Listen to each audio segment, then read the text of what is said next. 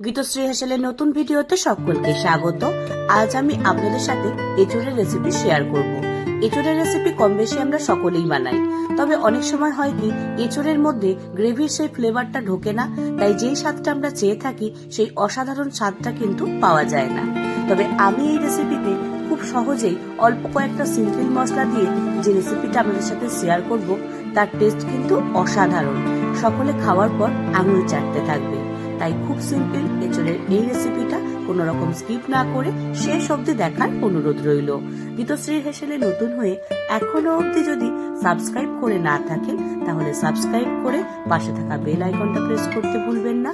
তার সাথে সাথে এই ভিডিওটা যদি আপনারা ফেসবুক পেজ থেকে দেখেন, তাহলে পেজটিকে ফলো করবেন। এঁচোড়ের এই রেসিপিটা বানানো যেমন সহজ, খেতে কিন্তু তেমনই সুস্বাদু। এই রেসিপিটা অনুসরণ করে যদি বানান, তাহলে খাওয়ার সময় কিন্তু আমার কথা মনে পড়বে। আর যদি মনে পড়ে, প্লিজ কমেন্ট করে জানাতে ভুলবেন না। দেরি না করে চলুন দারুণ টেস্টি সহজ পদ্ধতিতে এঁচোড়ের এই রেসিপিটা শুরু করি। রেসিপির শুরুতে আমি এখানে এঁচোড়ের খোসা ছাড়িয়ে ভেতরের শীটটা কেটে দিয়েছি। তারপর এরকম ছোট ছোট করে কেটে নিয়েছি। যতটা ছোট ছোট করে কেটে নেবেন, ততটা কিন্তু তাড়াতাড়ি সিদ্ধ হয়ে যাবে। এঁচোড়ের সাথে এখানে আমি আলুও দেব। এঁচোড়ের মধ্যে আলুও দিলে রেসিপির টেস্টটা কিন্তু খুব সুন্দর আসে, তাই আলুটা অবশ্যই দেওয়ার চেষ্টা করবেন। এবার এঁচোড় আর আলুটা সিদ্ধ করার জন্য একটা কুকারের মধ্যে বেশ খানিকটা জল দিয়ে তার মধ্যে দিয়ে দেব আগে থেকে কেটে রাখা এঁচোড় আর আলু। এঁচোড় আর আলুটা যাতে একটু তাড়াতাড়ি সিদ্ধ হয়ে যায়, সেই কারণে দিয়ে দেব 1 চামচ পরিমাণ নুন, আর কালারের জন্য দিয়ে দেব 1 চামচ পরিমাণ হলুদ। এইভাবে নুন আর হলুদ দিয়ে যদি সিদ্ধ করা হয়, তাহলে এঁচোড় আর আলুর মধ্যে কিন্তু নুনটা খুব ভালোভাবে ঢুকে যাবে। এবার কুকারটা বন্ধ করে দিয়ে 2 সিটি ওঠা অবধি অপেক্ষা করব। এঁচোড় আর আলুর এই সিম্পল রেসিপিটাকে একটু টেস্টি বানানোর জন্য একটা ভাজা মশলা বানিয়ে নেব। লবঙ্গ, এলাচ, দারচিনি, গোলমরিচ, ছাগল, সাজিরে, তার সাথে একটা স্টারনিশ, শুকনো লঙ্কা আর তেজপাতা। সাথে দিয়ে দেব অল্প একটু নুন, যাতে মশলার মধ্যে থাকা ময়েশ্চারটা খুব ভালোভাবে লক হয়ে যায়। এবার খুব ভালো করে 10 থেকে 30 সেকেন্ড মতো এটাকে একটু প্রি হিট করে নেব, সাথে সাথে একটু নেড়েও নেব। এইভাবে নাড়তে নাড়তে যখনই খুব সুন্দর একটা গন্ধ বেরিয়ে আসবে, গ্যাসের ওভেনটা অফ করে দিয়ে এই মশলাগুলোকে একটা পাত্রের মধ্যে রেখে একটু ঠান্ডা করে নেব। ঠান্ডা হয়ে যাওয়ার পর একটা মিক্সিং জারের মধ্যে মশলাগুলোকে দিয়ে তার সাথে অল্প একটু জল দিয়ে একটা স্মুথ পেস্ট বানিয়ে নেব। খুব সহজেই আপনারা এটা শিলেও বেটে নিতে পারেন। বাটার পর টেক্সচারটা হবে এইরকম। যে কোনো রান্নায় আপনারা এই ধরনের মশলা ব্যবহার করতে পারেন। অন্যদিকে 2 সিটি ওঠার পর আমি কুকারের ঢাকনাটা খুলে নিয়েছি। দেখুন এঁচোড় আর আলুটা কত সুন্দর সিদ্ধ হয়ে গেছে। এবার জল ঝরিয়ে সেগুলোকে একটা পাত্রের মধ্যে রেখে দেব। এবার রেসিপি বানানোর জন্য দিয়ে দেব কড়াইয়ের মধ্যে বেশ খানিকটা সরষের তেল। তেলটা একটু গরম হয়ে গেলে তার মধ্যে দিয়ে দেব আগে থেকে সিদ্ধ করে রাখা এঁচোড়গুলো। এঁচোড়গুলো খুব ভালোভাবে সিদ্ধ হয়ে গেছে। এবার একটু খুব ভালো করে ভেজে নেব। লো টু মিডিয়াম ফ্লেমে 2 থেকে 3 মিনিট এইভাবে একটু নেড়ে নিলেই দেখবেন এঁচোড়টা কিন্তু খুব সুন্দরভাবে ভাজা হয়ে গেছে। কালারটাও অনেকটা চেঞ্জ হয়ে গেছে। এইভাবে ছোট ছোট জিনিসগুলো যদি একটু মাথায় রেখে বানানো যায়, যে কোনো সাধারণ রান্নাও কিন্তু অসাধারণ রান্না হয়ে যায়। খাওয়ার সময় আমাদের কিন্তু বেশ আনন্দ লাগে এইভাবে খেতে। তো এরপর দিয়ে দেব আগে থেকে সিদ্ধ করে রাখা আলুগুলো। আলু আর এঁচোড়টা চাইলে একসাথেই দিতে পারতাম, কিন্তু ওই যে বললাম, ছোট ছোট জিনিসগুলো একটু খেয়াল রাখলে কিন্তু রান্নার টেস্টটা অনেকটাই বেড়ে যায়। অন্যদিকে আলু আর এঁচোড়টা ভাজা হতে থাক, এইভাবে কিছু সবজি কেটে নেব। প্রথমেই আমি এখানে 2 মিডিয়াম সাইজের পেঁয়াজ নিয়েছি। যতটা সম্ভব ছোট ছোট করে পেঁয়াজটাকে কেটে নেব।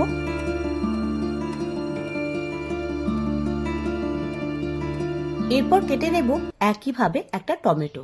যতটা সম্ভব ছোট ছোট করে কেটে নেব। আপনারা চাইলে পেঁয়াজ আর টমেটোর পেস্টও ব্যবহার করতে পারেন, তবে আমি এগুলোকে কেটে একটা পাত্রের মধ্যে রেখে দেব। অন্যদিকে মিনিট 3 পর দেখবেন এঁচোড় আর আলুর মধ্যে খুব সুন্দর একটা কালার চলে এসেছে। এবার সেগুলোকে তুলে একটা পাত্রের মধ্যে রেখে দেব। এঁচোড় আর আলু ভেজে তুলে নেওয়ার পর ওই তেলের মধ্যেই ফোড়ন হিসেবে দিয়ে দেব 1 চামচ সাজিরে, তার সাথে সাথে দিয়ে দেব 2 কাঁচা লঙ্কা। এবার খুব ভালো করে একটু নেড়ে নেব।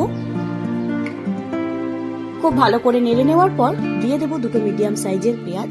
যতটা সম্ভব স্লাইস করে কেটে নিয়েছি। এবার লো টু মিডিয়াম ফ্লেমে খুব ভালো করে একটু নেড়ে নেব। পেঁয়াজটা যাতে তাড়াতাড়ি সিদ্ধ হয়ে যায়, দিয়ে দেব 1/2 চামচ পরিমাণ নুন। খুব ভালো করে একটু নেড়ে নেওয়ার পর দিয়ে দেব 1 চামচ আদা রসুনের পেস্ট। আদা রসুনের পেস্টটা দিয়ে মিনিট 2 একটু কষে নেব। আদা পেঁয়াজ রসুনটাকে খুব ভালো করে কষে নেওয়ার পর দিয়ে দেব আগে থেকে কেটে রাখা মিডিয়াম সাইজের টমেটো। টমেটোটাকেও বাকি মশলার সাথে খুব ভালো করে একটু কষে নেব। যতক্ষণ না টমেটোটা নরম হচ্ছে ততক্ষণ একটু কিন্তু নেড়ে নেব। চাইলে আপনারা একটু ঢাকা দিয়েও রাখতে পারেন।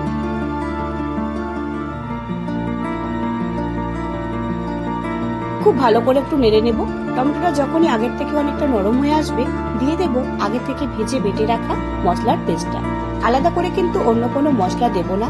এখানে আমি গরম মশলা, স্টারনিশ, তেজপাতা, শুকনো লঙ্কা, গোলমরিচ, তার সাথে গরম মশলা সবটাই কাঠখোলায় নেড়ে জল দিয়ে একটু বেটে রেখেছিলাম। খুব ভালো করে সমস্ত মশলাটা একটু কষে নেব। এই সময় গ্যাসের ফ্লেমটা অবশ্যই লো টু মিডিয়াম রাখতে হবে। খুব ভালো করে কষতে কষতে যখনই দেখবেন একটা এক্সট্রা অয়েল বেরোতে শুরু করেছে ঠিক ততক্ষণ কিন্তু এটাকে একটু কষে নিতে হবে। এবার আগে থেকে ভেজে তুলে রাখা এঁচোড়ার আলুটা মশলার মধ্যে দিয়ে খুব ভালো করে একটু কষে নেব, যাতে সমস্ত মশলার গ্রেভিটা খুব ভালোভাবে এঁচোড়ার আলুর মধ্যে ঢুকে যায়। তাই হাতে একটু সময় নিয়ে খুব ভালো করে কষে নেব। তার সাথে সাথে দিয়ে দেব পরিমাণ মতো বা 1 চামচ নুন। খুব ভালো করে সমস্ত মশলাটাকে একটু কষে নিতে হবে। গ্যাসের ফ্লেমটা লো টু মিডিয়াম রেখে 3 থেকে 4 মিনিট ভালোভাবে একটু নেড়ে নেওয়ার পর গ্রেভির জন্য দিয়ে দেব গরম জল। আমি একটু সেমি গ্রেভি রাখতে চাইছি, তাই বেশি জল অ্যাড করছি না। তবে আপনারা যদি গ্রেভির পরিমাণটা কম বা বেশি করতে চান সেক্ষেত্রে জলের পরিমাণটা কম বা বেশি করতে পারেন। এবার ঢাকা দিয়ে রেখে দেব আরো মিনিট 2 মিনিট পর ঢাকনা খুললেই তৈরি খুব সহজ পদ্ধতিতে এঁচোড়ের দারুণ টেস্টি একটা রেসিপি। যে কোনো দিন দুপুর অথবা রাতে রুটি, পরোটা, রাইস যে কোনো কিছুর সাথে আপনারা সার্ভ করতে পারেন। খুব সিম্পল কয়েকটা মশলা দিয়ে দারুণ টেস্টি এই রেসিপিটা আপনারা সহজেই বানিয়ে নিতে পারেন। আর বানানোর পর কেমন লাগলো আমাকে কমেন্ট করে জানাতে প্লিজ ভুলবেন না।